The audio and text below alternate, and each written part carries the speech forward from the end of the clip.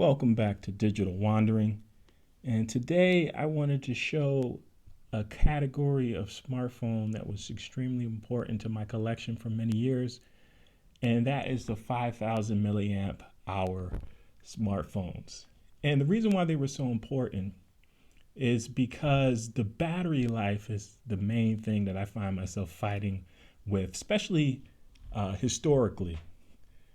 The phone's battery sizes are getting bigger, and that's a good thing. So it's not as bad as it was.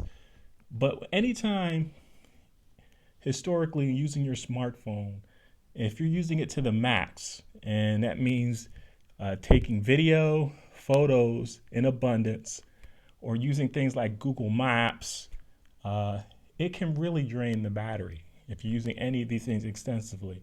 So the 5,000 milliamp hour smartphone was really important for me and my uses for many years. So I just want to show you some of my phones. We're going to actually show 4 altogether, even though there's only 3 showing right now. We're going to just start off with these 3. So we have the BLU Studio Energy 1 from 2015, the BLU Studio Energy 2 from also 2015. We have the Asus Zenfone 3 Zoom from 2017, and Asus Zenfone 6. So these phones, especially these first 3, were all in the budget category. When I was first purchasing the 5,000 milliamp hour phones, at least in North America, there was no flagships that were available in that category. It was only budget, and what we have here is BLU phones and Asus. They were like the only smartphone manufacturers that I could find at that time, mainstream smartphone manufacturers that were offering smartphones in that space. Motorola also were offering back in the day some budget devices in the 5,000 milliamp hour category, but for me, it was the ones that I actually gravitated towards and actually eventually purchased were the BLU and the Asus. One of the problems, you had great battery life with these. These first 2, these are 5-inch screens, and this is a 5.5-inch screen. The specs weren't the greatest, especially with the BLU phones, but the battery lasted a long time. So you kind of dealt with the fact that the memory, especially with the BLUs, the memory was really bad. Just did not have a lot of RAM. This one had 1 gigabyte of RAM, which wasn't a lot even in 2015. I'm amazed to see that there are still Android phones being released recently in the budget category that still only have 1 gigabyte of RAM. It was bad, and it was actually functional for everyday usage back then. But if you're doing things intensive things like I was discussing earlier, it caused issues. This had 1.5 gigabyte of RAM. This had 3. So you dealt with some of the limitations of the devices because of the major battery life that you got from them. Now we're getting into a different period of time, and I think something like the Asus Zenfone 6, which is essentially a flagship, although I've heard it described as a budget flagship. I mean, this thing is $600. That's budget nowadays, at least in the flagship category, and that's crazy. But $600 phone.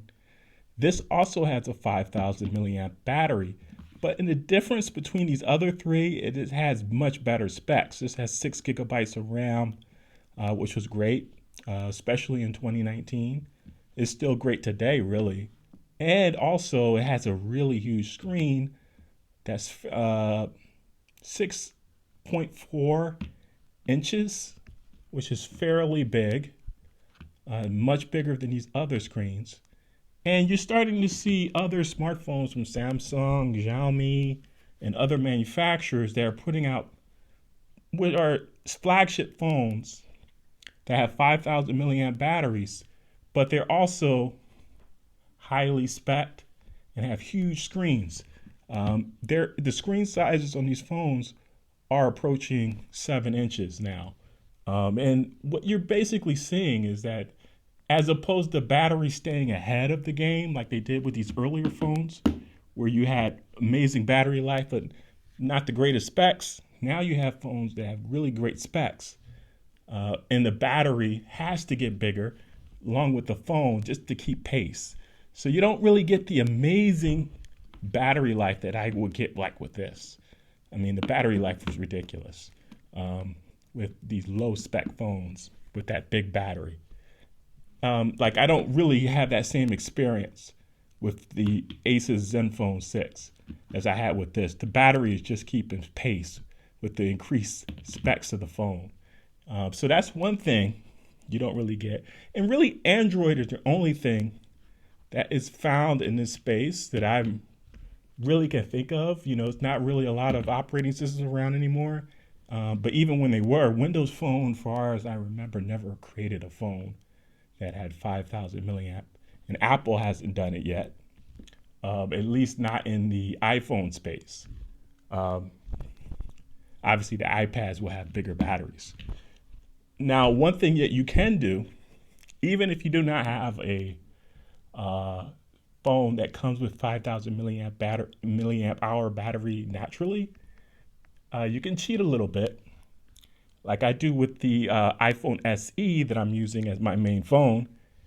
It has a small battery size, but I use a battery. What do you call those things? A battery case. I had to think about it for a second.